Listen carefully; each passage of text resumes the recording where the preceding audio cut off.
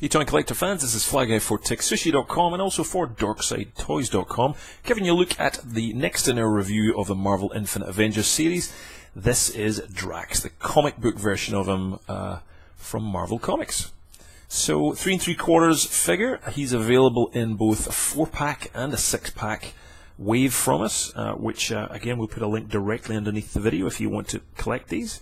There's a look at some of the other figures, all of which we will be reviewing and taking a look at. Some we have already. And that's the packaging, pretty minimal, nothing really on the front. You can see the Drax name, and up at the top the standard stuff that we get to see on the Marvel Infinite Avengers packaging. So pretty basic. Everyone's not a big fan of this packaging, I think, overall, but it's not too bad. So, and Drax looks pretty cool.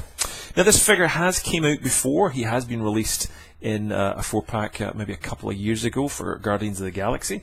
And he's been re-released in this pack. Pretty much like for like the same figure. There's not really any difference that I can tell. I don't have any other figures on hand. But it's a pretty welcome release. Good sculpting, good weathering.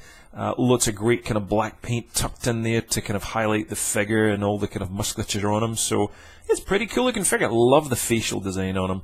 Really kind of grumpy and the sunken eyes, a little bit of silver detail on him there. So pretty darn slick. I do like this figure. A little bit of chrome going on in the belt there as well, and we'll show you in a minute the working kind of sheaths for the knife at the back of the belt there. There's one I've already put in. Kind of like Warpath in the Marvel Universe line as well, so it allows you to slot the weapons in the back there, which looks pretty cool. And that's pretty much it in terms of a quick look at the figure. Tattoos on the jeans or the legs, and down to pretty basic boots. So a bit of a kit bash figure by Hasbro, but again, pretty welcomed. A lot of people didn't get this figure, a lot of people did. He looks pretty cool with his red and green, I think, and particularly that grumpy ass face. So he's pretty slick. So glad to get him back out. So again, if you want to buy him, 4-pack or 6-pack, your flavour, it's up to you, and there's a link directly underneath if you want to buy it. So in terms of articulation on this guy, he does have a ball-jointed head, and you can just see many movements there, so it's pretty flexible. You can go all the way around, pretty much. Ball joint with a hinge at the shoulders. You can just see the hinge up there. He's got a swivel bicep, and we've got a ball joint with a hinge there at the elbows, and we have swivel wrists. So the swivel only goes one way. There's no double articulation in the wrist, so single swivel only. He's got a pretty good top swivel torso, all sorts of movement there.